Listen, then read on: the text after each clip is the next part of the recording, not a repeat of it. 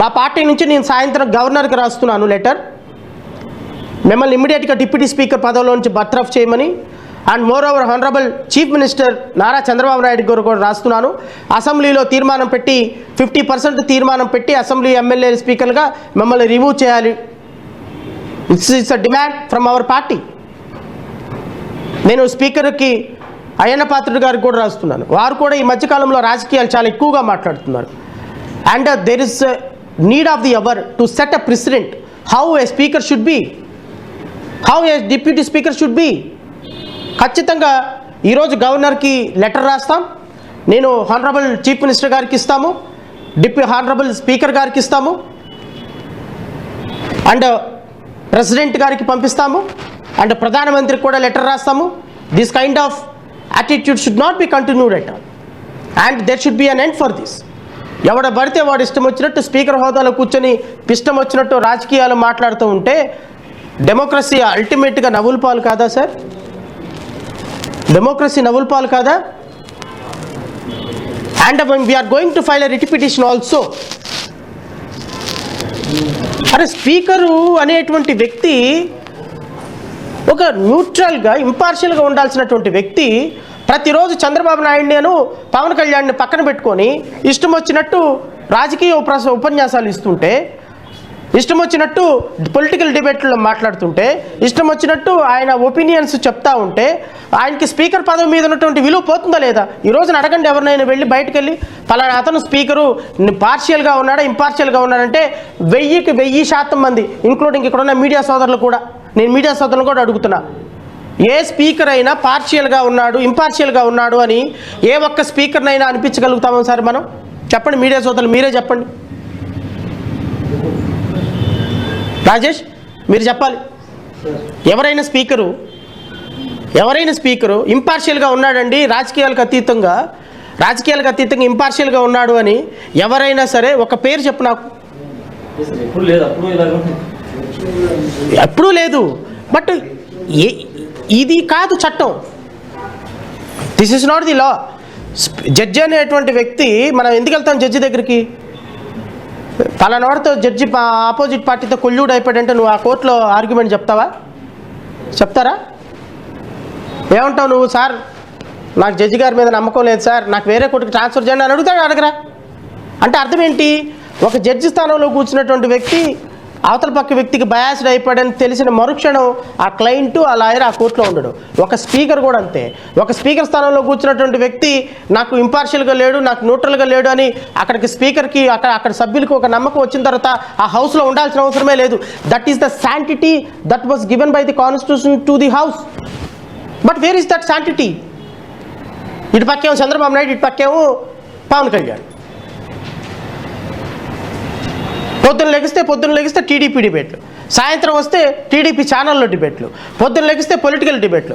ఈ విధంగా లోకల్గా వెళ్ళిపోయి ఎస్సీ ఎస్టీల మీద కంప్లైంట్లు, చర్చికి వెళ్తున్న వాళ్ళని ఐడెంటిఫై చేసి వాళ్ళని టార్గెట్ చేస్తున్నారు, చర్చిలు క్లోజ్ చేస్తున్నారు, అంబేద్కర్ భవనాలని పాడగొట్టేస్తున్నాడు, అంబేద్కర్కి స్టాట్యూస్ని ఇష్టం వచ్చినట్టు దాన్ని ఏ విధంగా బయటికి పంపించేసేయాలో పూర్తి స్థాయిలో ప్రణాళిక సిద్ధం చేస్తున్నారు. ఇది రియల్ ఎజెండా. దీని మీద స్పీకర్కి కంప్లైంట్ ఇవ్వాలి సార్.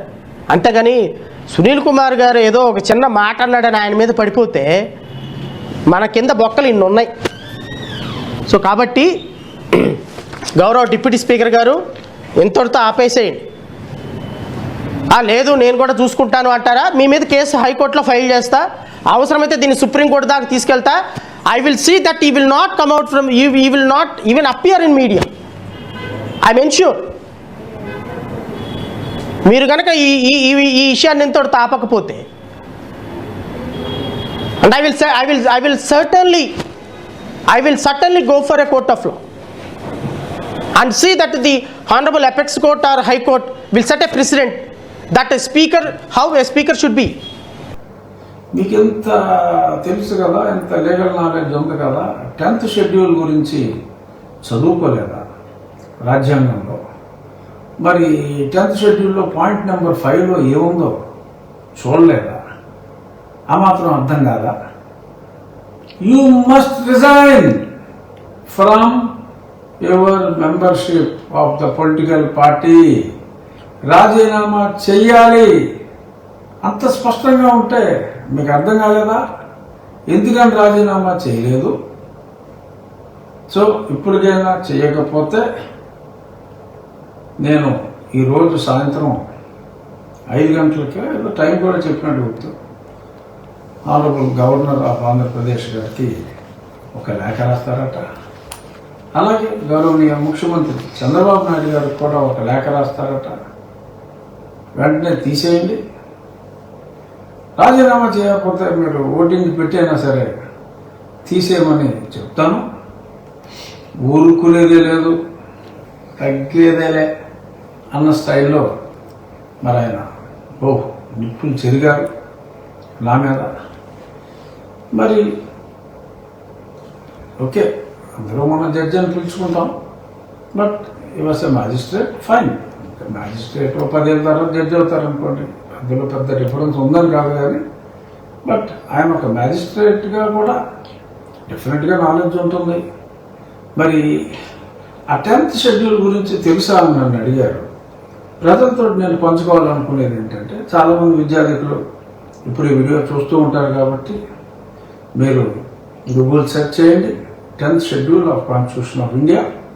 అది 1985 52వ రాజ్యాంగ సవరణ ప్రకారం రాజీవ్ గాంధీ గారు ప్రధానమంత్రి కింద ఉండగా యాంటీ డిఫెక్షన్ చట్టం అనేదాన్ని ఒకదాన్ని తీసుకొచ్చి దానికోసం పొందుపరిచిన షెడ్యూల్ అది 10th schedule.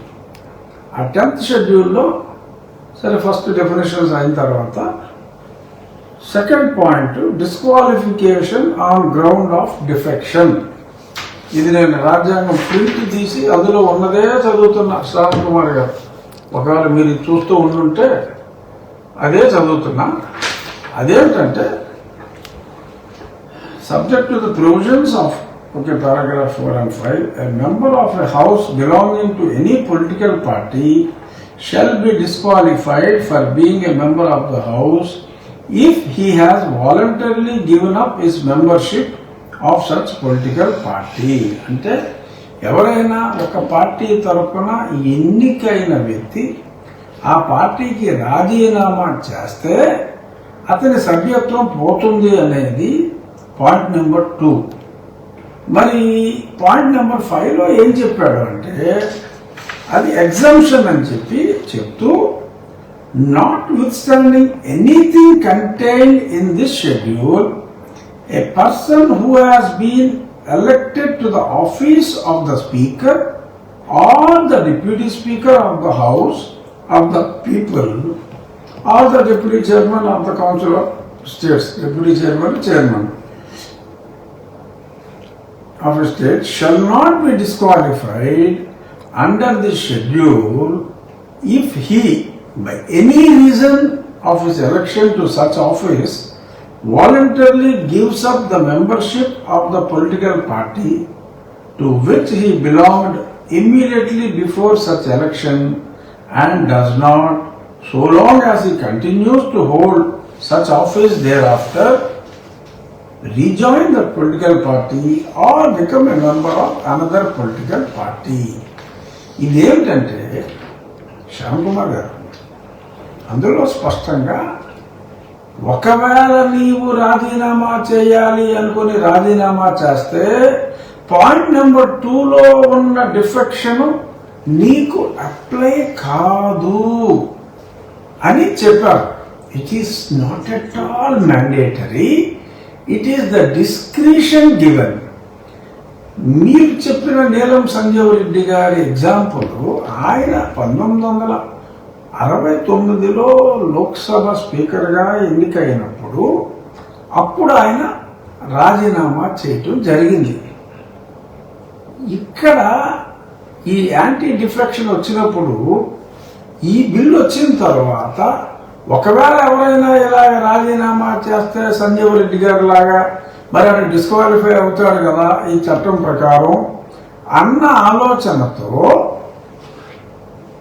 Speaker, deputy speaker, ఒకవేళ కౌన్సిల్ ఉంటే కనుక ఆ రాష్ట్రంలో చైర్మన్, డిప్యూటీ చైర్మన్లు వారి వారి పార్టీలకి రాజీనామా చేస్తే వారికి డిస్క్వాలిఫికేషన్ రాదు.